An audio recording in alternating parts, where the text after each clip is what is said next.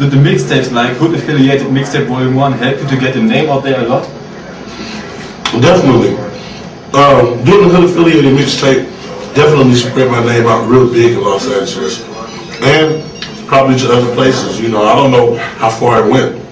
I just know we pressed up about 5,000-6,000 copies of it and distributed it throughout LA. And overnight my name was everywhere. Okay, so how long have you been getting the comparisons to Biggie? Is it a gift or a curse? Comparison's been there. Sometimes it can be a gift, sometimes it can be a curse. You know? It all depends, you know? It's like this.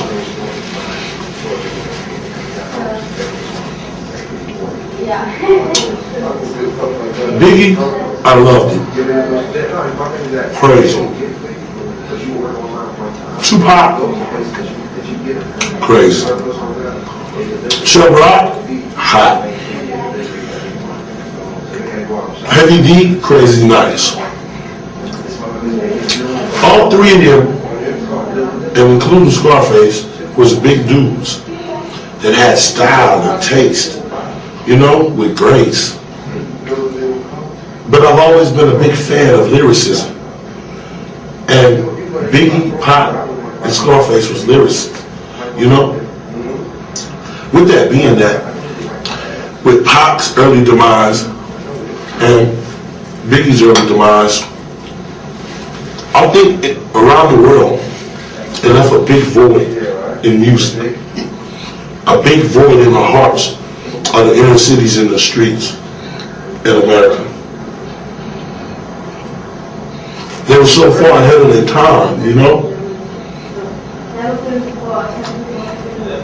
You used to put Jay-Z, Nas, Eminem, 50 Cent, the whole G-Unit, Cameron, T.I. in one studio.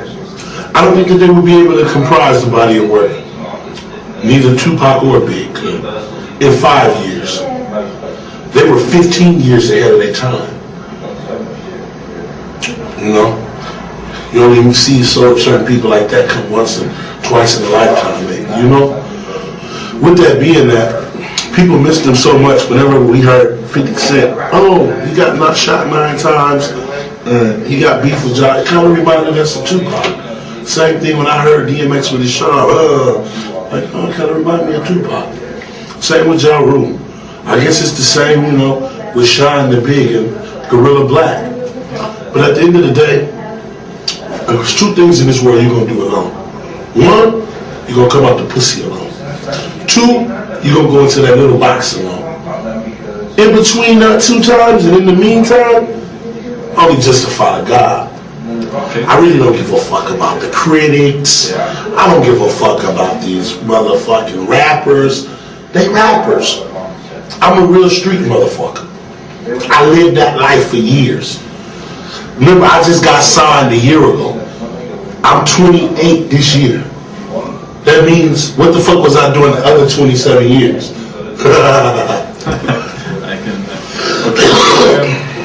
What are you working on right now? You already said that you are working on your album. I'm working on my new album. I'm working on my new album. I just finished a deal with Ubisoft for my new video game. Oh, tell us about it. It's called 187 Ride or Die. It's going to be coming in June. Me, my character's name is Dupree. Lorenz Tage's character name is Buck. Also, we have Cortez, the dude from Training Day. And it's like San Andreas, but it has a plot. San Andreas doesn't have a plot. This motherfucker whoop your ass, shoot you, that's it. This one, you have an ultimate plot. Myself, I ran the West Coast for over 20 years. Followed the Vatos, the Barrios, all of these dudes. During the meantime, I raised an orphan by the name of Buck, which is played by Lorenz Tate. Cortez is my rival. He started to come up in power. You know, he started to have a lot of dudes ride for him, do a lot of shit for him. He ends up shooting me. Shoots me, you know. I get shot 9 times by this character Cortez. I'm crippled now, but now Buck is a man. So he rides for me. He takes care of all of the businesses out there in the streets. And he's really at that level, you know? And I make sure that he stays there at that level, you know? And if he fails, I have someone to kill him. So his mission is to not fail. And the cinematography is so crazy. And every time you pass a level, you see more cinematography of the movie. Actually, it builds into a movie. And it's just gonna be crazy, man. The language we talk is the street shit. Like, look, motherfucker, I'm killing you. I kill you. Like, ain't no fake, freeze, all that old bullshit. It's just some real shit. The police like, hey, motherfucker, lay down. You know, real shit. So I really enjoyed, you know, participating and taking part in this project. And Ubisoft definitely came on board and took the, you know, the game to another realistic level. And I mean, it's just crazy. Okay, so two other rising stars from the West Coast are The Game and Lil Easy. Would you like to work with one of them? I fuck with Lil Easy before I fuck with Game. Lil Easy gonna be hot. You know? I'll fuck with Game. So who else would you like to work with in the future? I would love to fuck with Lil Easy. I fuck with I want to work with Usher. Usher? Yeah. So you are into R&B music and stuff, yeah? I love R&B music. Why wouldn't I love R&B music? R&B music is another form of hip hop, man. You know? Mm-hmm. You got Floetry. You got Mary J. Blige. You know, all these groups. It's all hip hop. It's all hip hop. You know, they just put names on this shit, you know? Yeah. Yeah. This is this, this is this, this is this. I mean, a lot of people outside say if you work with R&B artists, you are no more hardcore, you are not real, and you know. I don't give a fuck. All I give a fuck about is selling records. Okay. Yeah. You know what? Because nobody really seen my life the 26 years before, when I lived in a shelter for 2 years, when I got shot, when I was stealing cars, when I was out there fighting bloods, or selling crack, or smoking weed, or sending weed back and forth to Boston. They was able to see that? Hell no.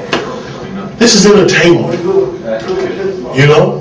Like Game. He run around on this. Come on now. You was a stripper. What? He was a stripper.